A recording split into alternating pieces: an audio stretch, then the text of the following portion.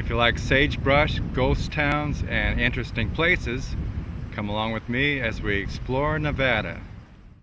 We're starting at Denio, then Denio Junction, the Bog Hot Springs, and a trip through Shelton National Wildlife Refuge, even some dirt roads through the park, then over to Via and Diessner.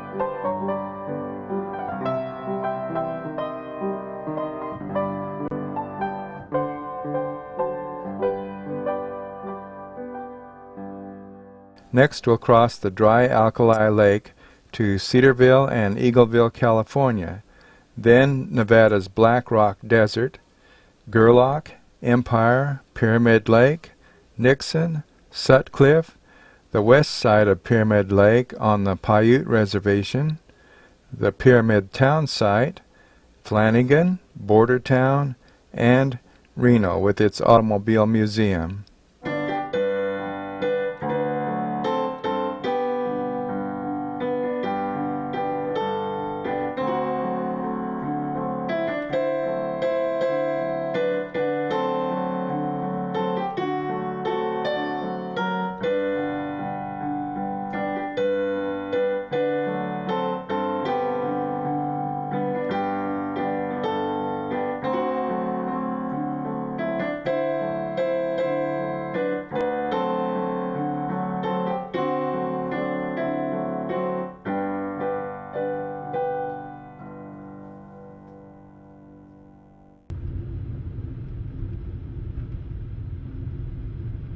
What's your name? I'm Ed Shadle. Ed Shadle, and you own this jet plane? Owner and driver, yes. Owner and driver. And this is Keith Zengi. He's my co-partner in crime. And he's your kind of your helper. He helps you make the thing run. He's the director of operations. Oh, okay. And how fast does this thing go anyway? Well, our target is 800, but 800. Right now we've been testing up to 400. Is there a smooth place out there somewhere where it's not too bumpy? Right around here, you look right straight down the line towards that mountain, you'll see.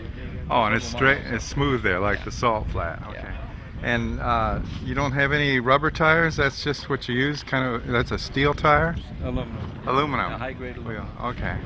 We have 2 in the back, 2 in the middle, 1 up front. And do you rate it 0 to 60 or anything like that, or 0 to 100? Well, it accelerates quite rapidly. He has 42,000 horsepower. Wow. It can go very fast, and it can get there real fast. But it's an F-104 Starfighter. It's a jet fighter that we took the wings off of. So it's just a fighter jet turned into a different mission. Oh my! So it is a regular jet plane, and you've just. Oh, I see. That's where the wings were. Those bumps on the side. Yeah, we just kind of smoothed all that out. Okay. And then you put those wheels on it. Mm-hmm. Okay.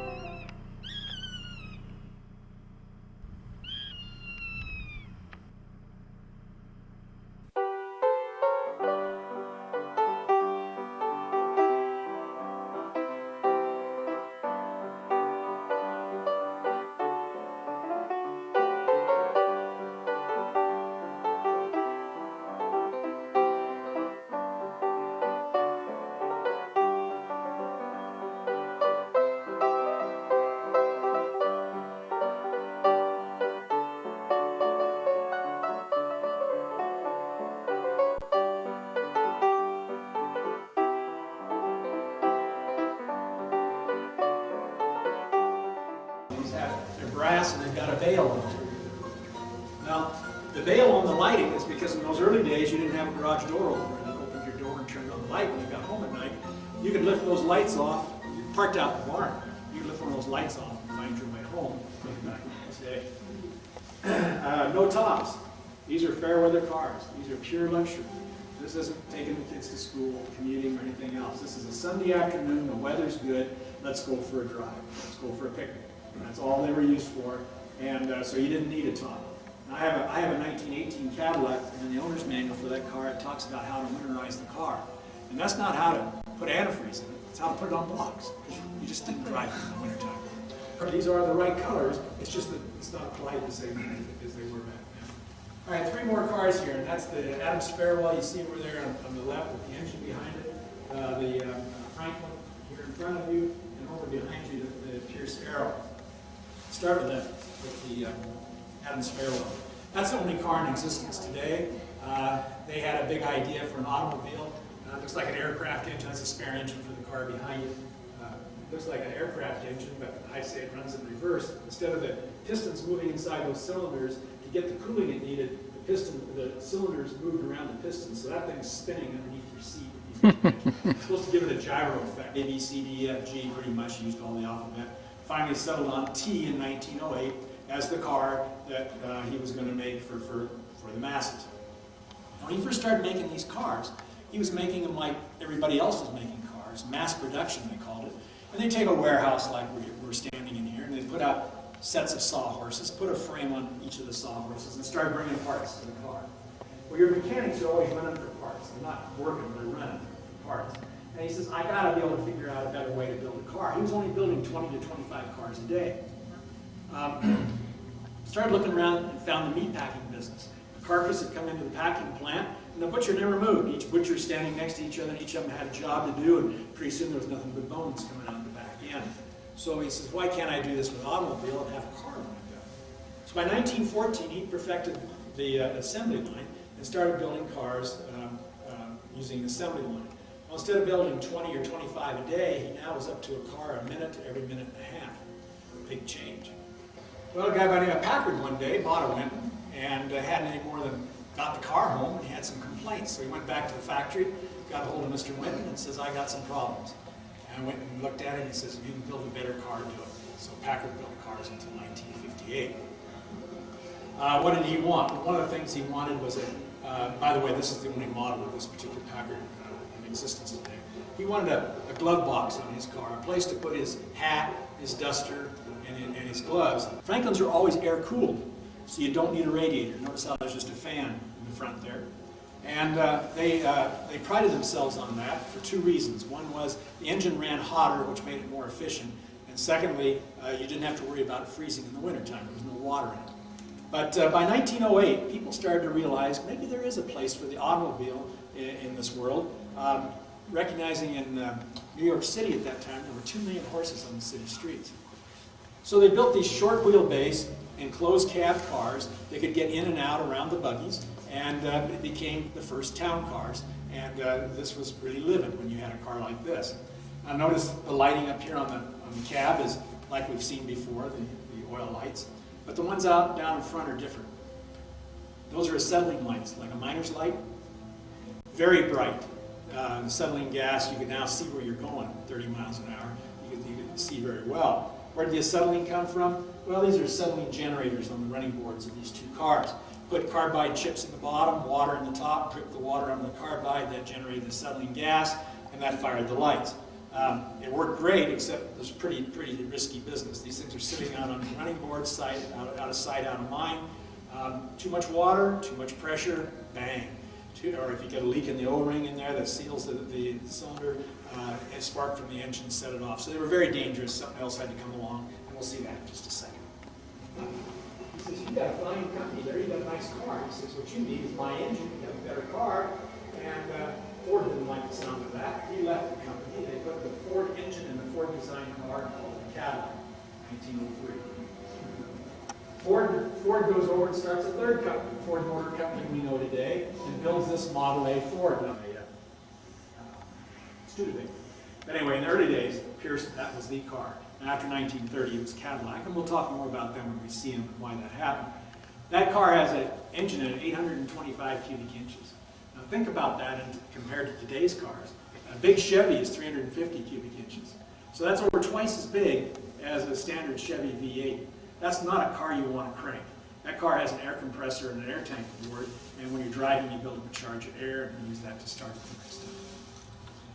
Now we'll go to Sun Valley, Sparks, Lockwood, Mustang, Patrick, Painted Rock, Wadsworth, Fernley, Fernley Sink, Humboldt Sinks and Lake, Toulon, Lovelock, Vernon, Tunnel Camp, Mazuma, Seven Troughs, Double O Mine, Barrel Springs, and Sulphur.